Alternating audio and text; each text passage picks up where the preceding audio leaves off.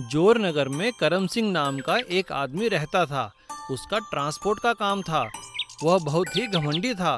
गांव से शहर की ओर आने जाने के लिए उसी की एकमात्र बस थी। वह उसे अपनी मर्जी से चलाता था। एक दिन कुछ गांव वाले जो बस का इंतजार कर रहे थे आपस में बात करने लगे। भैया जी, बस जल्दी चला लो, मुझे कॉलेज के लिए देर हो रही है। भैया मुझे भी ऑफिस के लिए देर हो रही है, तुम जल्दी बस चला लो। हॉस्पिटल बंद हो जाएगा, मुझे अपना चेकअप कराना है भाई, समय पर बस चला लो। यह सुनकर करम सिंह बोला, अभी मैं खाना खा कर आता हूँ, तभी बस चलेगी। जाना है तो इंतजार करो, वरना पैदल ही चले जाओ। सभी लोग मजबूर थे, उन्हें उसकी बात माननी पड़ती थी। एक दिन उसकी बस जब शहर में खड़ी थी, एक आदमी आया। भैया क्या यह बस तुम ही चलाते हो? हाँ, उस गांव में सिर्फ मेरी ही बस जाती है, तुम्हें जाना है तो तुम्हें इंतजार करना होगा। वह आदमी चुपचाप बस में बैठ गया और रास्ते में करम सिंह की हरकतों को देखता रहा। उस बस का कंडक्टर रामू भी अपनी मनमर्जी से पैसे लोगों से ले रहा था। इतने पैसे देने हैं तो दो, वरना बस से उतर जाओ। सभी लोग उनसे बहुत परेशान थे और आपस में बातें करते थे, अगर कोई और उस गांव में बस चला ले तो उसे करम सिंह से छुटकारा मिल जाए। भैया ना जाने वो दिन कब आएगा। वह आदमी यह सब सुन रहा था। वह शहर से गांव आया और अगले दिन गांव से शहर वापस चला गया। कुछ दिनों बाद शहर के बस स्टैंड पर करम सिंह की बस के साथ एक नई बस खड़ी थी और उसमें कंडक्टर जोर नगर की आवाजें लगा रहा था और कह रहा था यह बस समय पर जाएगी और किराया भी कम लगेगा। जोर नगर, जोर नगर, जोर नगर, जोर नगर, आइए जोर नगर जाने वाले, यह बस समय पर जाएगी और किराया भी कम लगेगा। जोर नगर, जोर नगर, जल्दी बैठो जोर नगर वाले, जल्दी बैठो। सभी लोग उस बस में बैठ गए और बस समय पर चलकर गांव पहुंच गई और अगले दिन सुबह भी वह बस गांव से शहर समय पर आ गई। सभी लोग आपस में बातें कर रहे थे।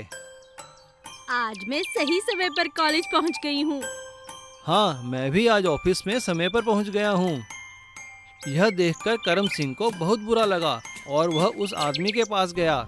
जब उसने देखा अरे इसका मालिक तो वही आदमी है जो उस दिन बस में आया था, तब उसे अपनी गलती का एहसास हो गया। इसीलिए कहते हैं हमें सभी लोगों के समय की कदर करनी चाहिए। और करम सिंह ने भी यही किया। वह अपनी बस को समय पर चलाने लगा। गांव वालों को भी 2 बसें होने से फायदा मिला। जादुई चश्मा। रामू अपने माता पिता के साथ एक छोटे से गांव में रहता था। उसके पिताजी का पुराना सामान, कबाड़ आदि खरीदने का काम था। वह लोगों से पुरानी चीजें खरीदते और उन्हें बेच देते थे। एक दिन उन्होंने रामू से कहा, अरे रामू, सारा दिन घर में बैठे बैठे क्या करता है? चल मेरे साथ चल आज। नहीं पिताजी, मुझे यह काम बिल्कुल अच्छा नहीं लगता। अरे तो घर में बैठा बैठा क्या करेगा? तेरा तो पढ़ाई में भी मन नहीं लगता। नहीं पिताजी, देखना एक दिन मैं कुछ ऐसा करूँगा कि बिना मेहनत के ही अधिक पैसे कमा लूँगा। लेकिन रामू के पिता उसे जिद करके अपने साथ ले जाते हैं। कबाड़ी वाले, पुराना सामान दे दो, कबाड़ी वाले, टीन टप्पर अखबार वाले। वह दोनों आवाज लगाकर लोगों से पुराना सामान लेते हैं। तभी एक औरत उन्हें आवाज लगाती है, अरे भाई कबाड़ी वाले, इधर आना, जरा कुछ पुराना सामान है, इसे ले जाओ। वह दोनों उसके घर जाकर पुराना सामान ले लेते हैं। तभी उस पुराने सामान में रामू की नजर एक चश्मे पर पड़ती है जो कि एक कोने में पड़ा था। रामू उससे पूछता है, अम्मा जी क्या है चश्मा भी बेचने के लिए रखा है? हाँ, ले जाओ, पुराना सा कोने में पड़ा रहता है। रामू उस चश्मे को उठाकर अपने पास रख लेता है। वह दोनों अपने घर आ जाते हैं और अगले दिन रामू वह चश्मा पहनकर खेलने के लिए चला जाता है। तभी अचानक रामू चश्मा पहनकर एक ऑटो वाले को देखता है। उसके कान में फिर से आवाज आती है, अभी इस ऑटो का एक्सीडेंट हो जाएगा, अभी इस ऑटो का एक्सीडेंट हो जाएगा। वह जाकर ऑटो वाले को बोलता है, भैया तुम्हारा एक्सीडेंट हो जाएगा, तुम उधर मत जाओ। ठीक है, मेरे ऑटो में बैठो, मैं तुम्हें वहाँ लेकर चलूंगा। अगर एक्सीडेंट होने वाला होगा तो मैं तुम्हारी बात मान लूंगा, नहीं तो। वह वैसा ही करता है और उनका एक्सीडेंट होते होते बच जाता है। ऑटो वाला रामू को पैसे देता है। यह लो बेटा, आज तुमने मेरी जान बचाई है। वह समझ चुका था कि इस चश्मे में जादुई ताकत है और वह लोगों को उनका भविष्य बताकर उनसे पैसे ले लेता था। देखते ही देखते उसके पास काफी पैसे हो गए थे। देखो पिताजी, मैंने इतना पैसा कमाया है, वह भी बिना मेहनत के। उसके पिताजी उससे पूछते हैं तो वह उनको सारी बात बता देता है। बेटा यह गलत है, लोगों को डराकर उनसे पैसे लेना गलत बात है। पर रामू वहाँ से हंसता हुआ चला जाता है। एक दिन वह चश्मा पहनकर शीशे में अपनी शक्ल देखता है तो उसके कानों में आवाज आती है, तुम थोड़ी देर में मरने वाले हो, तुम थोड़ी देर में मरने वाले हो, बाहर मत निकलो, बाहर मत निकलो। और रामू डर जाता है। वह अपने आप को एक कमरे में बंद कर लेता है और भगवान को याद करने लगता है। हे भगवान मुझे बचा लो, मैं आज के बाद किसी के साथ ऐसा नहीं करूँगा। तभी उसकी माँ उसको समझाती है, अरे बेटा, इस चश्मे को जला दो।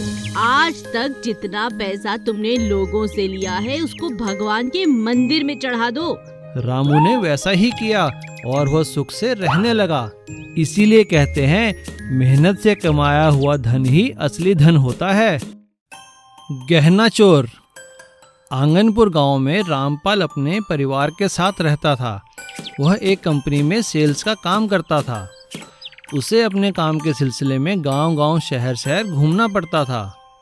उसकी बीवी सुधा बहुत ही सीधी थी।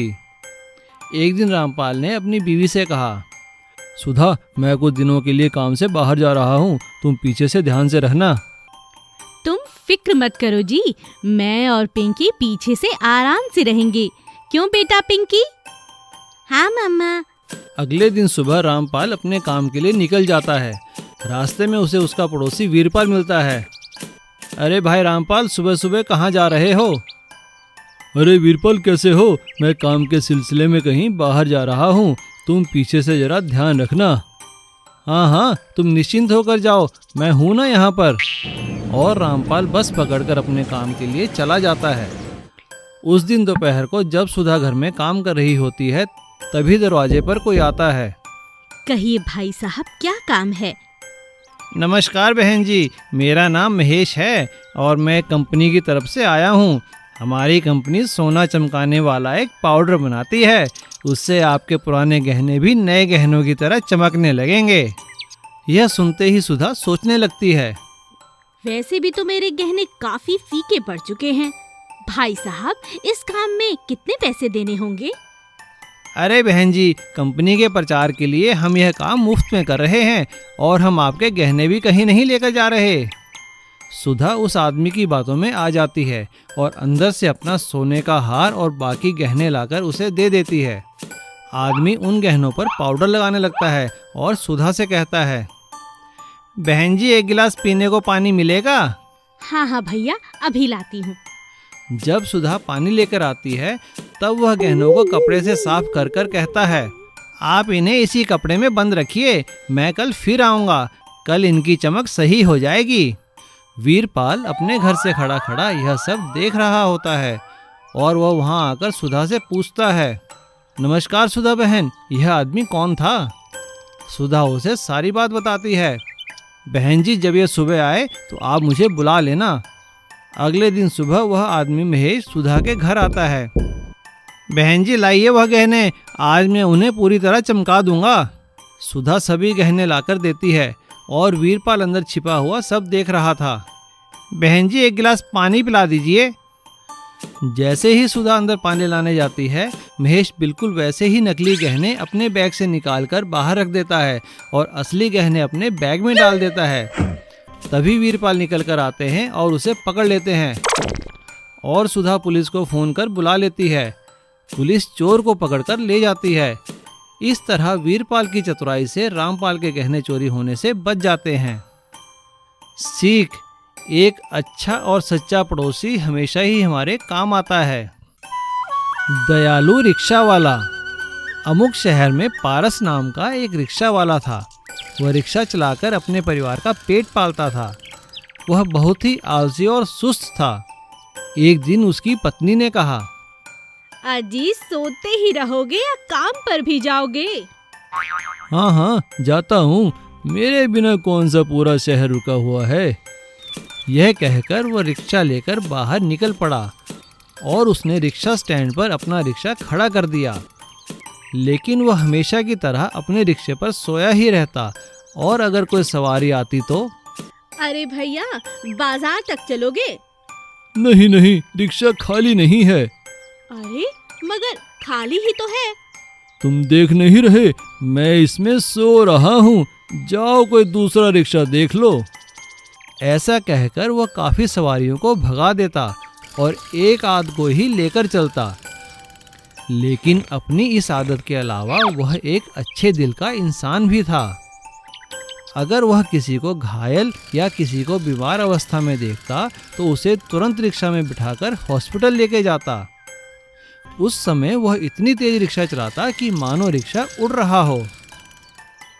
एक दिन जब वो रिक्शा स्टैंड पर बैठा हुआ था, तभी अचानक चौराहे पर एक कार और एक जीप की टक्कर हो गई। कार वाला आदमी काफी घायल हो गया था। पारस भागकर अपना रिक्शा लेकर गया और उसने तुरंत उस आदमी को अपने रिक्शे में बिठाकर हॉस्पिटल पहुंचा दिया।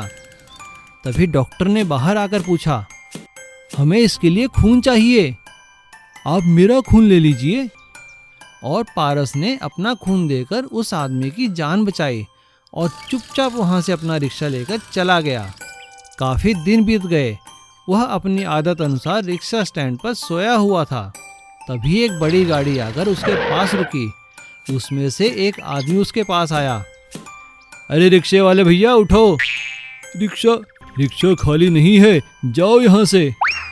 भैया मुझे तुम्हारा रिक्शा नहीं चाहिए, मुझे तुम्हें लेकर जाना है, सेठ जी ने तुम्हें याद किया है। अरे कौन से सेठ जी भाई, तुम चलो तो सही। पारस उसके साथ बैठकर चला गया। जब वह सेठ जी के पास पहुंचा तो उसने देखा यह वही आदमी है जिसकी उसने जान बचाई थी। भैया तुम्हारा बहुत बहुत धन्यवाद। अगर तुम मुझे समय पर हॉस्पिटल न पहुंचाते तो शायद मैं आज जीवित न होता। मैं तुम्हें खुशी से इनाम देना चाहता हूँ। अरे नहीं नहीं सेठ जी, यह तो मेरा कर्तव्य है। नहीं, अगर तुम यह रख लोगे तो मुझे खुशी होगी। सेठ जी ने उसे एक नई टैक्सी इनाम में दी और पारस ने टैक्सी चलाना शुरू कर दिया। लेकिन वह लोगों की मदद हमेशा करता रहा। इसीलिए कहते हैं, अच्छे काम का फल अच्छा ही मिलता है। Please subscribe.